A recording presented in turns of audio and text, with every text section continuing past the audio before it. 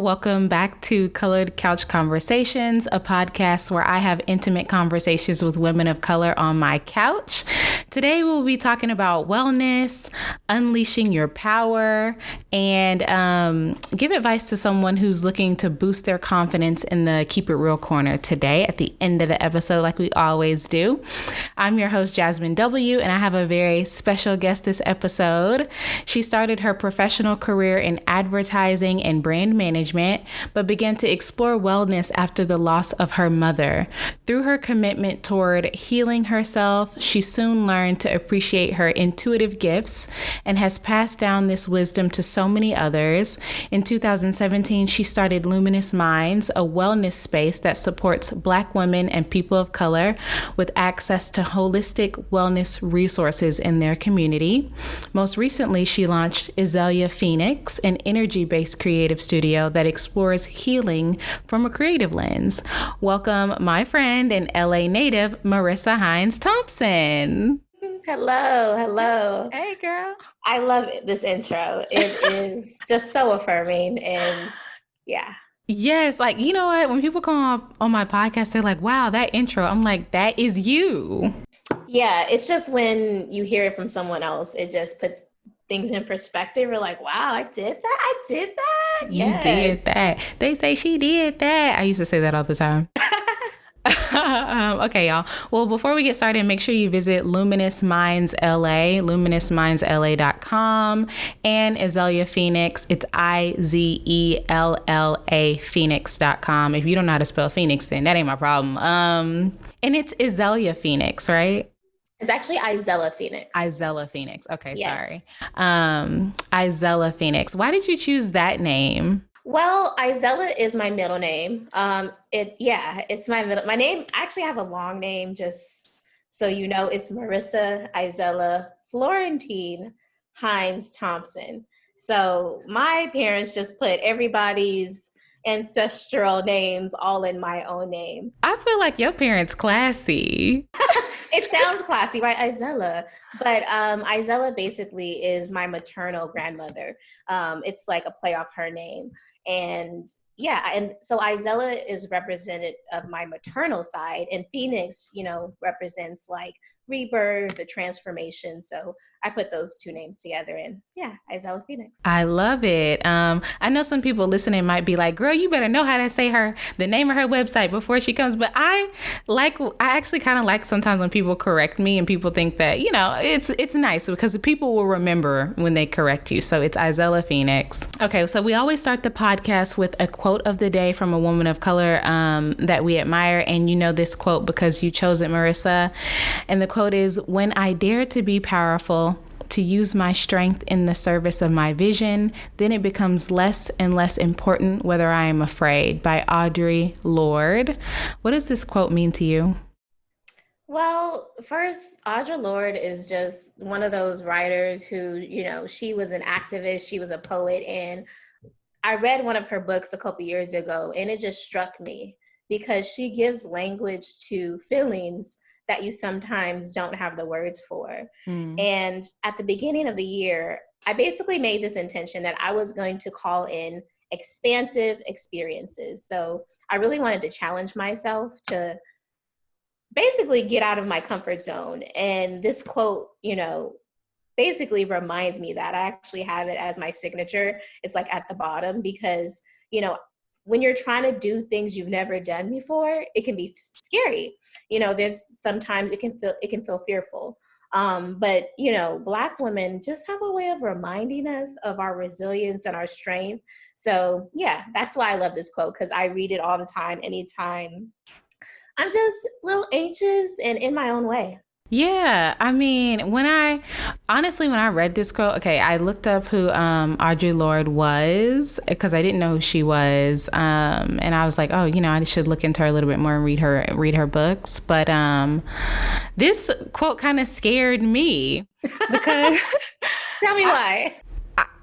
I'm kind of like a fearful person, I think the first step is admitting that, I'm afraid of what like success looks like, or, I have a lot of fear around around being myself or whatever the case is. So this struck me a lot when I read it. It's like, oh, like, it's a service of my vision. When I just believe that I'm powerful, then you have to forget about the fear, or maybe the more powerful you believe you are, the easier it is to kind of let that go. So yeah, I think fear is, just to be honest, that quote scares me too. And that's why I use it, because yeah. it, like, I have a pattern, like, I have a pattern in my past of playing small. I'll just say, Yeah. certain things, in your life that, certain beliefs people have put upon you. And I think as Black women, it's easy to play small and assimilate and dim our voice. But, if you read any of the work of Audre Lorde, and, there's many other people like Toni Morrison, Maya Angelou, Yeah. those ancestors who really just be powerful, because they know that, I don't know, just being Black is such magic. And, It is. not even in the cliche term of like Black girl magic, like embodying that, is, that's why sometimes I notice people online will see pictures and be like, oh my God, you look so beautiful, you're glowing. I'm like, yeah, the external is cool, but girl, it within, that's what you're seeing. You're seeing a mirror of yourself. You're seeing that power that lives within all of us. So yeah, the quote is catalyzing, and I love it for that, because it kind of like knocks me off my center, like, girl, get out your own way. Yeah. And you guys, if you're watching this on YouTube, you can tell a little bit. I mean, the computer doesn't do it justice, but if you listen and you can't tell, but Marissa is so beautiful.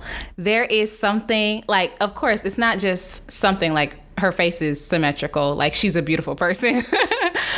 But there is just something about you that makes you so beautiful to me. It's your confidence, it's your glow, you're very genuine and like authentic. And girl, every time I see you, I'm just like, oh my God, she's just so beautiful. And it's just a natural beauty too, when people don't have to try. Yeah. Thank you. Oh. Thank you for that. I received the compliments. Receive it.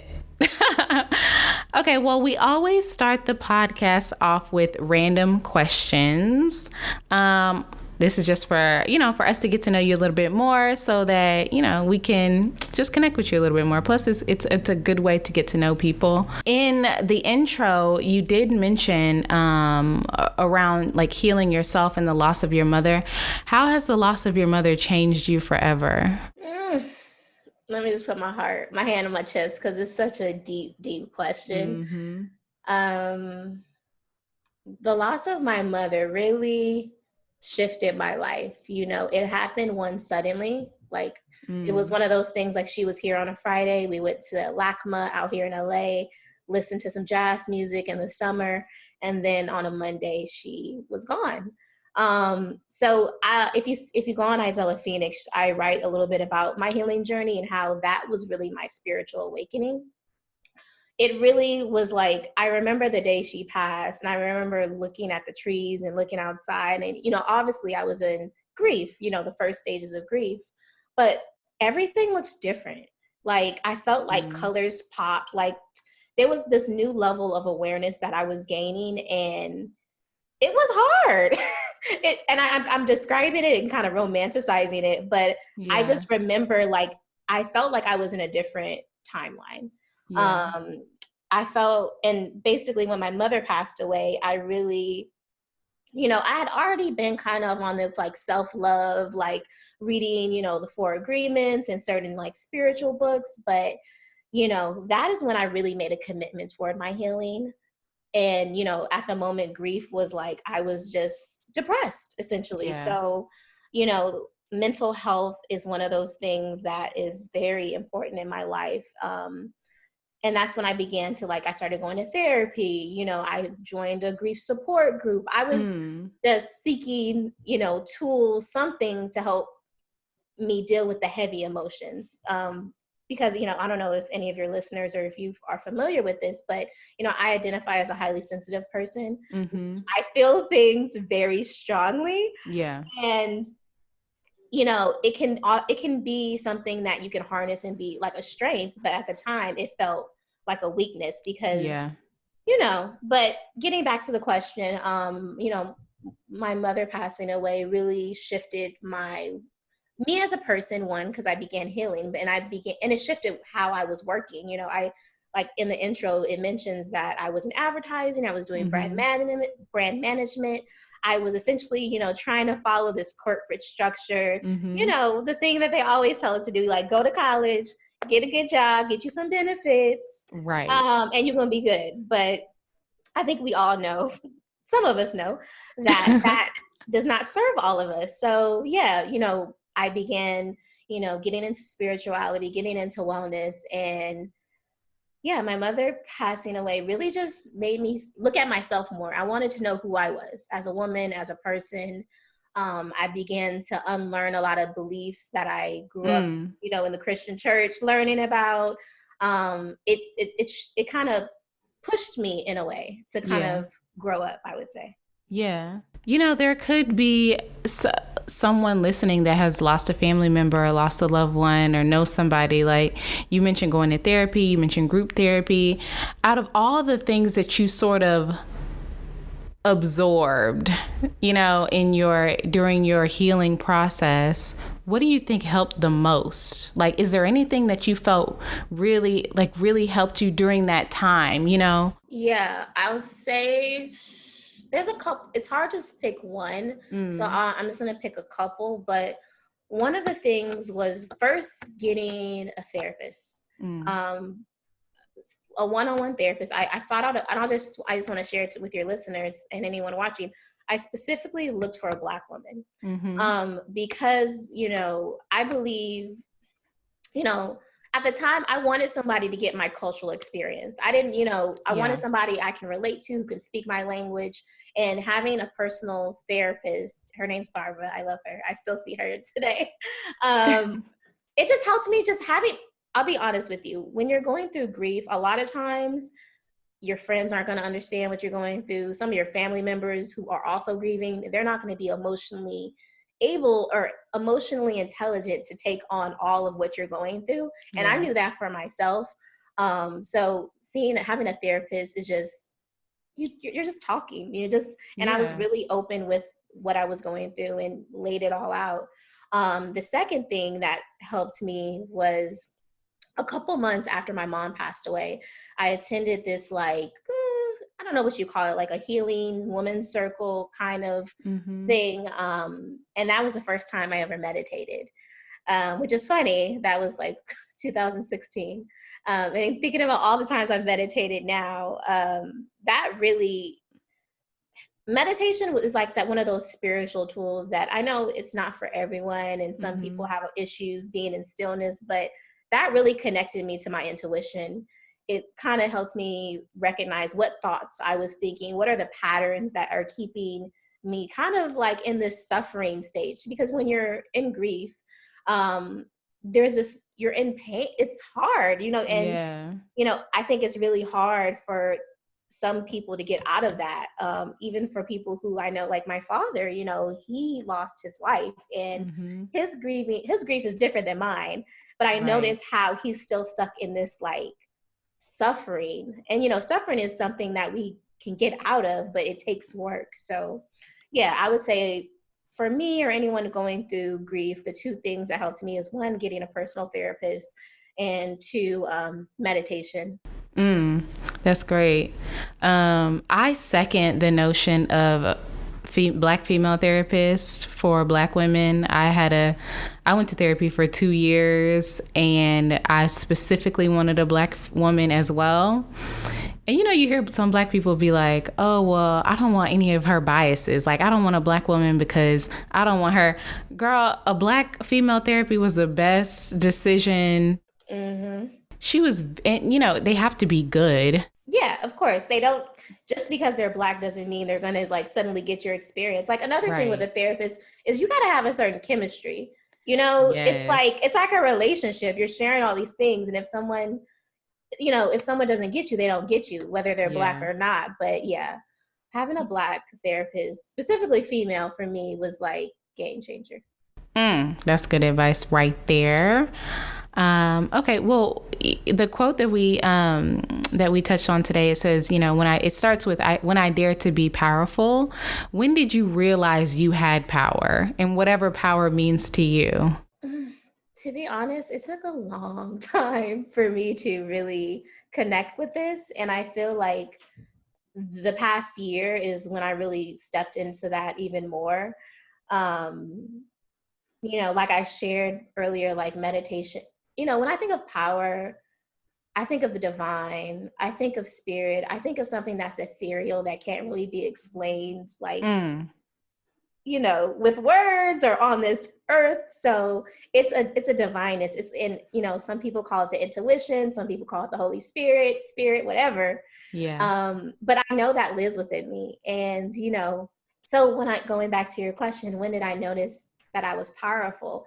I first noticed it in others, to be honest. If you're familiar with like a mirror, when you look at a mirror, you see yourself in another person.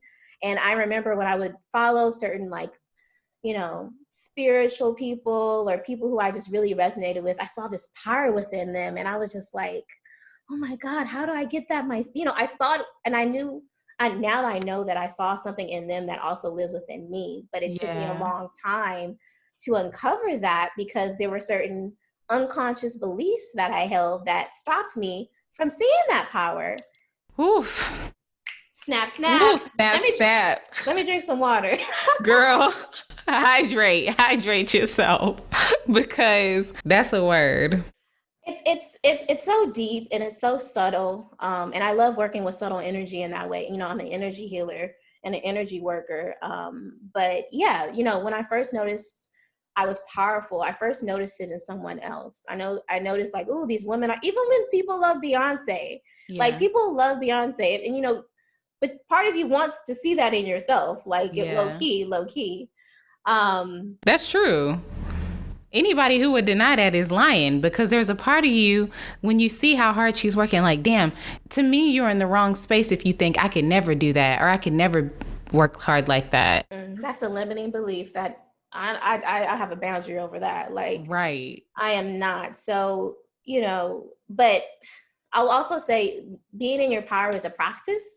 Like I said, a lot of us are still working with unconscious beliefs. Me, myself, am too. And it's a practice. It's me, like I said at the beginning of the year, I want expansive experiences. I want to be in my power, because I want to embody that, because I know it's going to lead to my growth. It's going to lead to, success in my, interest in my career. So yeah, I hope that answers the question.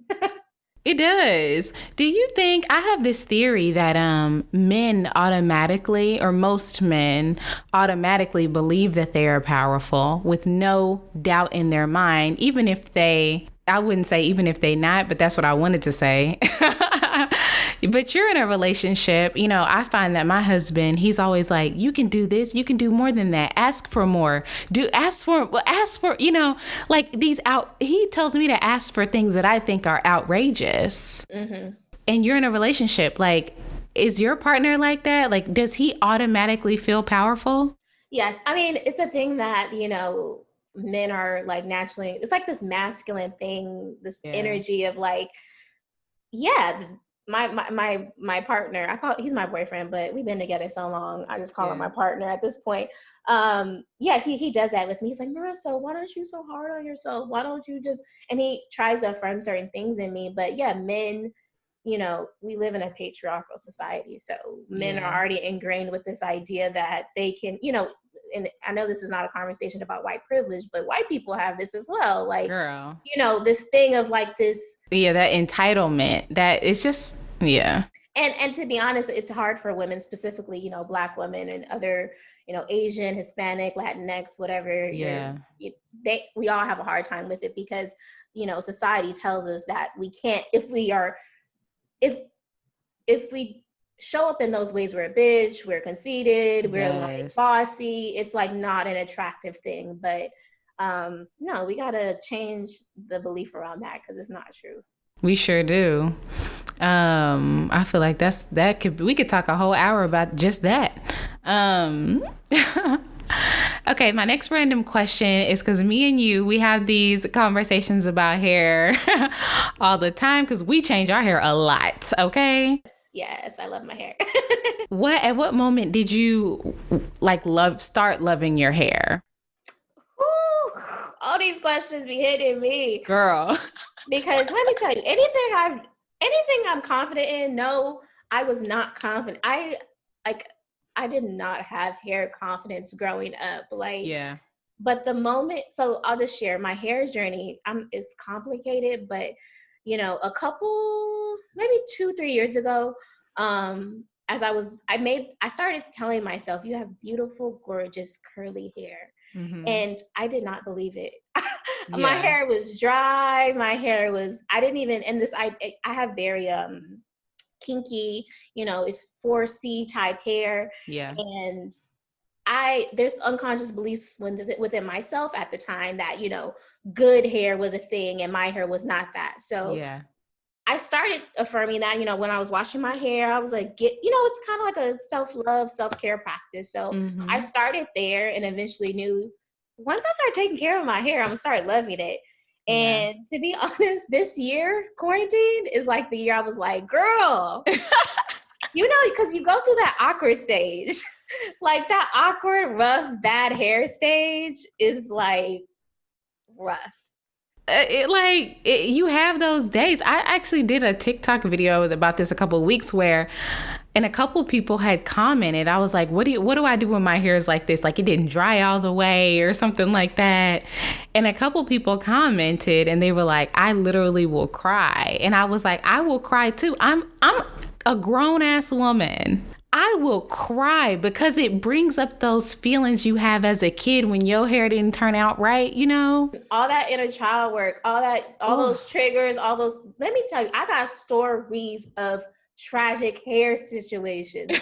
So the fact that I am here and able to like wear my afro, I can like wear my twist out is like really, if I could get there, let me tell you, everybody could get there because I've been through the weaves, I've been through breaking my hair off, I've been through the relaxer, like girl, I done been through, okay, I never had a relaxer, but why didn't I have good hair until I got to college? Like if I never had a relaxer, I should be walking around here looking like old girl from the Cosby Show. What's Rudy?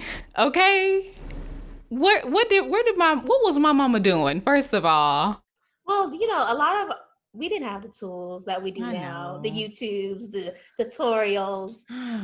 But I'm honestly, going back to your question, I started loving my hair once when I affirmed it myself. I started actually taking care of it, learning my texture, because for a lot of Black women, like I didn't know what my hair looks like underneath, the braids and, what it was.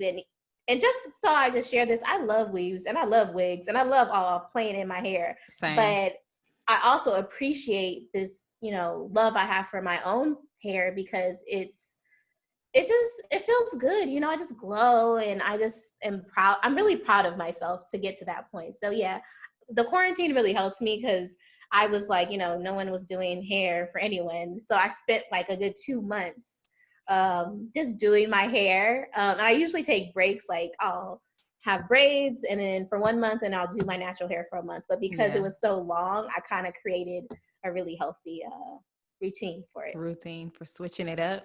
Yes, exactly. Because, I get lazy. Sometimes I'm like, girl, also natural hair is exhausting. It is. That's the main reason I wear wigs. It's because it's not because I don't love my hair. It's number one, my hair likes to be left alone. And number two, listen, I don't have time for this every single day. Sometimes it's just easier to put your wig cap on and go to sleep. Exactly. But I have braids now and I'm just like, oh, what are we doing after this? Because it's hot in LA and I have no time to be doing some leave-in and twisting all night and sweating. No, I'm not doing it. So yeah, I love my hair, but I love playing in it. And I just, getting in that place it becomes more fun. Yeah.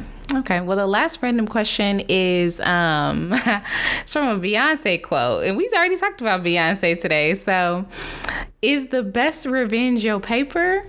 Because Beyonce says the best revenge is your paper. Is it? And if not, what is the best revenge?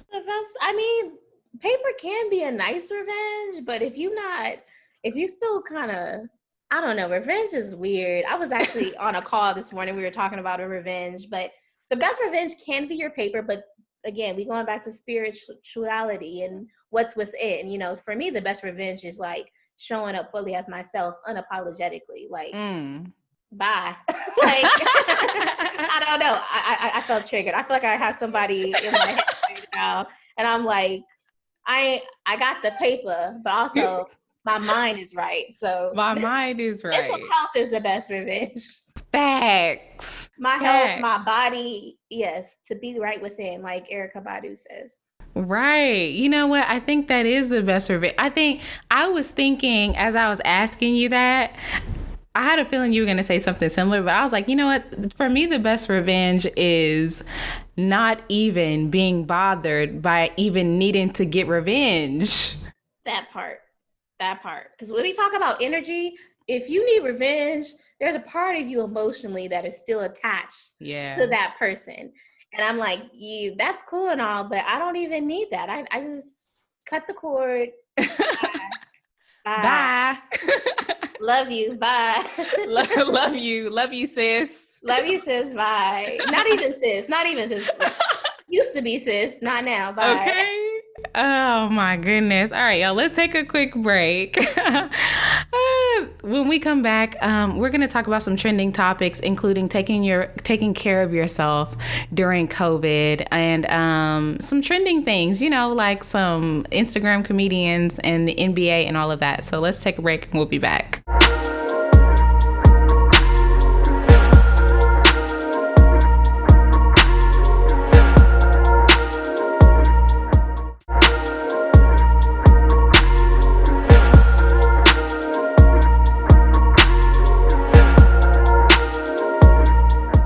Welcome back to Colored Couch Conversations. I'm Jazmyn W, and I'm here with Marissa from Luminous Minds, and we're going to talk about some trending topics right now.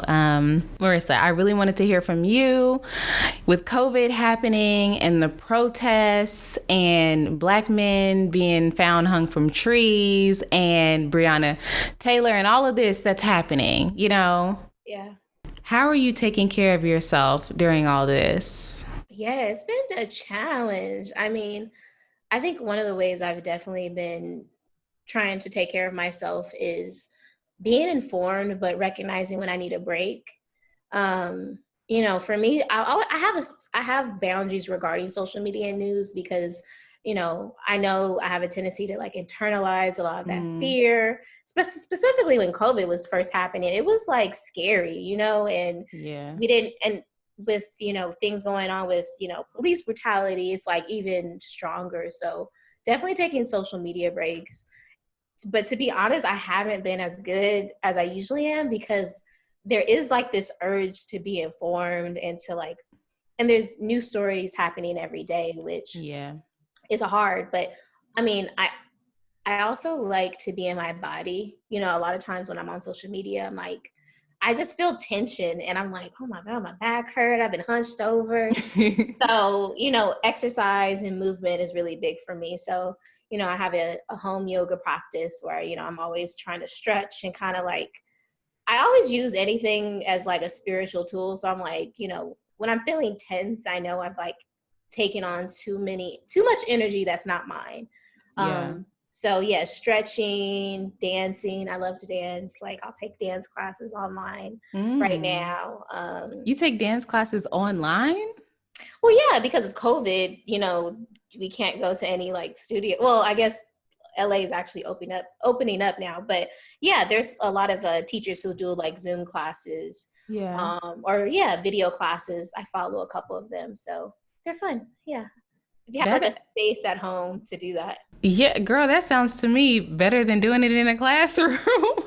I know, because you don't have all the eyes looking at you. Exactly. So, but yeah, I working out, taking social media breaks, you know, I definitely, you know, am really, also just to be honest, like I have every day, every morning I wake up, I'm usually chanting or meditating. So, you know, and at night I'm sometimes, you know, having like a grounding practice where I'm really intentional about what the things I'm taking in and, you know, because I'm sure, you know, like reading about, there's so much trauma in the news Yeah. right now. Black death, Black trauma is triggering things within me, within my ancestors that, is still working on being healed. So it's tough because it's everywhere. Yeah. And I want to be informed and I want to show up. But I have my tools like meditation, moving my body and things like that. I was watching YouTube, and there is this young guy. I don't know if you ever heard of him. If you haven't, I'll send you a video. But there's this guy. His name is Young Pharaoh. Okay, so you haven't heard of him. Okay, so he kind of breaks down all of these theories that he has. Some people would call it conspiracy theories. He talks about Trump, and he says he's not a Trump supporter, but he does support a lot of the things that he's doing because he believes in the deep state and draining the swamp. Anyway, one thing that he said on one of his videos that I hadn't had a chance to look into, but I wanted to ask you if you knew about, is he was talking about how our bodies have energy. He was talking about like concrete and different man-made materials like rubber stop the conduction of energy within your body or whatever. So he was talking about the benefits of getting out into like nature and walking on grass and hugging trees. Yes. Have you ever hugged a tree? Girl, I'm not like a tree hugger, but I kind of am. I will say that I didn't mention that, but going outside has helped me during COVID. It just, I do believe connecting with nature is just so soothing to my nervous system, which, when you're feeling tension and when you're feeling overwhelmed, just being outside, getting sun, just feeling my feet in the grass, at the park is just, oof. It feels so good. So I don't know who Young Pharaoh is, but I do agree that, we do have energy bodies, and, if we know about energy lives within all things. So connecting to nature, you can really pick up on like that just divine ethereal energy that's already, out there. So. Yeah, and this is not like guys have to look up Young Pharaoh yourself, but it's less about him and more about the fact that I learned that. And I did put my feet in the grass. I felt better afterwards, actually, but I felt dumb. You take your shoes off at the park and you're like, what is somebody gonna call the police on me? What is she doing? I know. Well, it also connects you to like that child part of you. Like kids do that, like they go out, they don't care about what people are saying. And then, I remember playing in the grass, like just rolling in the grass as a kid and being all itchy afterwards. But no, I love, like, one of my favorite places in the world is Kauai. And, oh my God, that island is gorgeous. And it's just, if anyone ever, Hawaii, all beaches of Hawaii, but Kauai specifically, like the water, like the lushness, it feeds me essentially. Yeah. So yeah, I love nature. I love going to the park and getting that kind of medicine. Okay, so next, we talk about your intuitive gifts that you pass down. Tell us a little bit about how your work can help during this time, whether it's mental, physical. I've been on your Zooms, your meditation Zooms. I've been to some of your events in person. How can your work help us? Like, how does it help the community? Tell me a little bit about that. Well, my work is it's, providing specifically Black people with holistic wellness resources. And when we're talking about holistic, we're talking about the mind, body, and the soul.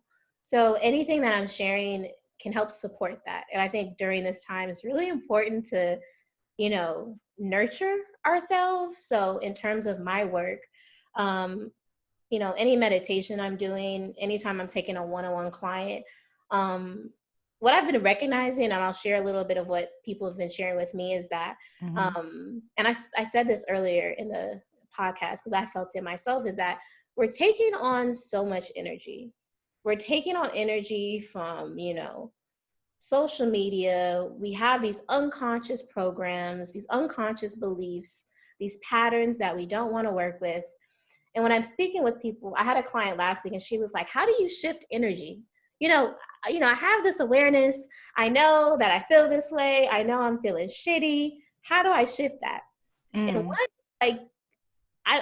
I'm really doing is I'm helping people feel. a lot of us don't know how to feel what we're feeling. Whew, that is a fact. Like we are, there's certain patterns we have. Like for me in the past, I used to suppress my feelings. As a child, I would never, people never validated that it was okay for me. A lot of our parents, you're crying, you're telling them to shut up. You're it. So my work is really rooted in helping people, one, feel their feelings. And I think of feelings as energy, because I think that's a little easier for people to kind of work with. Yeah, I really help people feel their feelings, recognize what they're feeling, and release it. And I always do that through the breath. I believe our breath is our life force energy. Obviously in meditation and breath work, it's a tool. I think of the breath as a tool to help release just any energy that's not for you, like for any of my clients, I always share with them, my intention is to help support your highest good. And for me, your highest good is not this heaviness, not these extra shit, because, when you take all those things away, you feel lighter. For example, why do you think when you go on vacation, when you ain't got any of that other energy of work, family, friends, other people, you feel so peaceful? It's because your energy has like shifted, but a lot of times we have to go somewhere else to do that. Yeah. My challenge for my clients and anyone that I'm working with is like, you can do that for yourself at any moment. It just takes practice. Right. So yeah, in terms of my work, it can really help people right now to kind of feel what they're feeling. And I know right now it's challenging because what we're feeling is anger and rage, and some of us are disconnected from it, and some of us are really in it, protesting, and are waking up essentially to things that we know have always existed, but we really want to take a stand. I believe we can take a stand, but I also believe we have the tools to help support us so we don't burn out. Right. So yeah, I hope that answered your question. Yeah.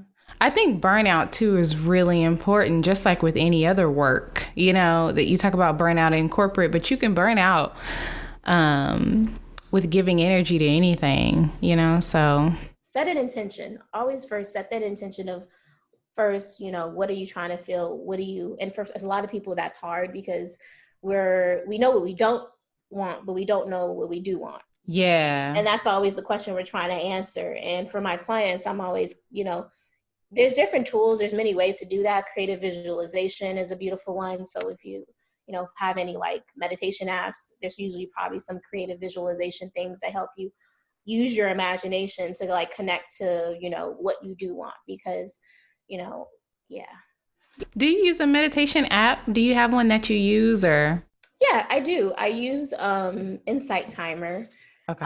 Which is a meditation app. To be honest, I only use that app because you can customize. They have like guided meditations, but they also have, you can just set a timer. You can create your own like little like bell or like sound you want to use for it. So it's like a customized meditation you can create. But yeah, I use that Insight Timer. While we're talking about protests and everything, I wanted to ask you your opinion about the NBA. So players like Kyrie Irving have publicly disagreed with the season's plan to return this fall for many reasons. Kyrie Irving specifically, he doesn't agree with, starting the season in Orlando, Florida, because he's like, I don't support that state. They're racist, whatever. And a lot of people think that the NBA season shouldn't start because it is a distraction to the movement, to everything that's happening. He feels like they kind of are saying with NBA, people are going to be focused on that. It's playoffs. It gets so much attention, so much press. It will be an opportunity for everybody to ignore or forget about what's happening and focus on that. What's your point of view on that? I mean, my point of view is I tend to agree a bit regarding it should not start. It's, to be honest, there was a part of me that was excited when I heard it was going to start. And I was like, oh my God, basketball's back. I missed that. And who doesn't want to just like escape from everything that's going on in the world and like focus on that? But because I know how important right now is, and I don't really want to make this, like, I don't want this to be like 2016 when we were all protesting and things went back to the way they were. This feels different. And I know a lot of people have shared that. And I just feel like I'm happy that he spoke up, and I know that I'm sure he's not the only one who feels that way. We're not going back to the okie doke. Like, and I think what's interesting is like basketball, like we have all these Black players who are so essential to the sport, to the popularity. So for them to take a stand and be like, we ain't doing that. Yeah. I think that's like kind of radical, you know? Yeah. So I agree. I think it is a distraction because I know, people want that escape. And I think it's, I love sports, and I think it does help with some of the toughness, but I think we still have to address some things that are going on before we move on to that. You were talking about the fact that, the NBA is predominantly Black guys who play. And I hadn't even really thought about that till now. It's like, yeah, these guys get paid to stay in shape. They get paid to play. But I know every single Black man right now is under some sort of stress with everything that's going on. It's like, I think that we have to listen when they say, this is not a good time, or, we're not ready, or we shouldn't be ready, because that is them asking to be heard. You know what I mean? Exactly. So that's one thing I didn't even think about till now. So I agree. Okay, well, the last trending topic here is, I wanted to ask you this, girl, because you're an entrepreneur. A female Instagram comedian came under fire recently because she said, as an entrepreneur, she only wants to date a fellow entrepreneur. I also had a couple of people on Twitter and stuff that I was reading. They were like, oh, every entrepreneur feels this way, or what's wrong with what she said and stuff like that. So I guess that's her preference, which is fine. But I guess I wanted to know from you is, do you want to date an entrepreneur? Is that your ideal match as an entrepreneur yourself? No, not for me, to be honest. I mean, like you mentioned, like everyone has their preference. So if that's what she wants, good for her. But in terms, no, my partner has a 9-to-5, and I appreciate that stability. Okay. And to be honest, for some people it works. Like for me, it works because, in my part, we've been together for a long time, and, it's kind of nice having that, like, okay, you have the 9-to-5, your career is a little bit more stable, whereas I'm able to explore and, yes. Take certain risks that kind of serve my career. So I think, it's a matter of what works for you. I think for everyone, it's different. But I think this idea that entrepreneurs only want to date entrepreneurs is a false narrative that is not true. And I think they're just, entrepreneur Twitter always got something to say. Like, can we just be honest? They always trying to act like we all in some same boat. Like, we all different. Like, stop trying to do all this group think. I ain't with that. Okay, say that again. Yeah, I'm not with the group think, and we all like on the same page. Like, especially like these social media entrepreneurs. I'm like, okay, if that's what you like, cool. You stay up with your entrepreneur boo. Okay. But no, I don't agree. For me, no. That was so funny too when that came out, because I'm an entrepreneur. My husband has a 9-to-5. And I need his benefits, okay? Like, I don't understand what you talking about. This is the benefits. You gotta, like... Who is having the medical insurance? That's what I'm trying to figure out. Right? We all doing a self-employed medical? No, we need the company one. We need that one. No, it's hilarious. I don't think... There's also, like, entrepreneurship on Twitter or, like, social media. Sometimes it's, like, glamorized.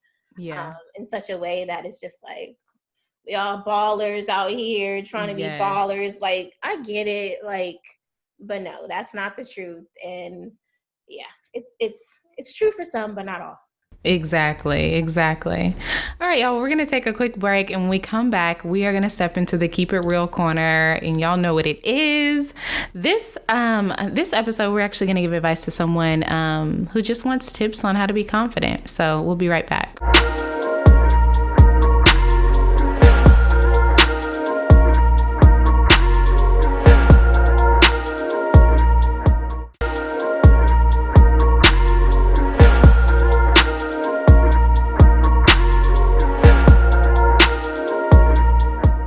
Hey y'all, welcome back to Colored Couch Conversations. We are now in the Keep It Real corner.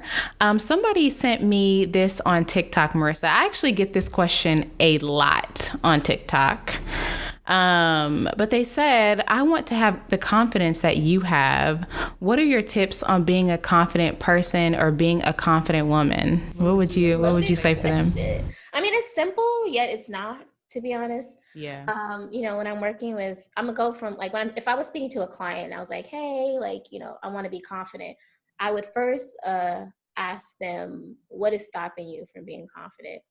Because usually, there's some type of unconscious belief that you may be aware of or you may be not aware of that is stopping you from seeing yourself as a confident person. So I would start there. And then once you recognize, did somebody tell you this? Did you pick this up from society? Because, if you're a Black woman, that's how they don't see you as confident, or if they do see you as confident, they think it's a problem. So you have to kind of get deeper into, this is where I like to do the inner work. What's going on within? What's stopping you? And then how can you affirm that in yourself? And, for each person is differently. Personally for me, I had a lot of self-worth issues growing up. And I remember when I was in middle school, this girl told me once, because, there's times I was more self-confident than other times growing up. And middle school is such a yucky time for her, right? I think about it too, like, girl, you was not in your power. You was trying though. But I remember when I was in middle school, this girl was like, oh my God, I thought you were conceited, but you actually are nice. And I was like, okay. But I internalized that at the time, that the way I was showing up was making people think that I was conceited, which to me thought I was better than other people. So I started like being in a ball and kind of like playing small. Like, I'm already short and tiny already, but I was already like, because I wanted to make friends. I was like, oh my God, I want a tribe of girls. So, and I'll say with confidence, it's a lot of inner child work, which is why I kind of like went back to when I was in middle school, because a lot of times when we're children, there may be a situation, that one thing, or maybe a couple of things that happened that made you think that you couldn't show up fully as yourself. So in terms of, going back to your question, how can you be a confident person? One, recognize where that comes from, kind of like look at, situations in your past. But two, it's a practice, I don't feel like this all the time. First I love working out my body not because for vanity reasons, but really for health. And, when I do that, I feel good about myself. So, you have to find what feels good for you. And when you continue to do that, and again, I'm always going to say, you have to affirm that in yourself if no one's affirming that for you. Also, one last thing, I think it's funny with confidence. Do you ever like look back? For one, I don't know if you got self-confidence issues, because you seem like you always been good. But I have definitely not always been good, girl. Well, do you ever look back at old pictures of yourself and so I look at old pictures of myself when I didn't have confidence, and I'm like, girl, you was a baddie. Like, what? Like, I think about, and I remember like, I was in a mentality where I really wasn't loving myself or feeling like that. And then I look at old pictures, sometimes you're a little skinnier, a little like, younger. You're younger. And you're like, why wasn't I loving myself? Like, I look so gorgeous. So once I recognized that, I was like, okay, I'm not doing this. In my 30s, I'm about to love all on myself. So when I'm in my 40s and 50s, I was like, girl, you was loving yourself and you looked bomb. So shout out to me. Shout out to you. You know what? It's so funny that you say that, because when I look back on the times where I didn't feel confident, wow, it's almost something you don't even want to say out loud. But when I look back to the times where I wasn't confident, I see why I wasn't. I don't see myself as being like, oh, girl, you were so cute. I think, girl, you were funny looking. Like, you were missing those teeth on the side. It could be that. I've like done a lot of work to figure out, why I was so insecure as a middle schooler, which is really where it happened for me. I was this very confident elementary schooler, very confident. Then in middle school, it shifted. Like everybody got boobs, everybody gained, like everybody got fined. Uh-huh. And I had like 8 teeth pulled out and no boobs.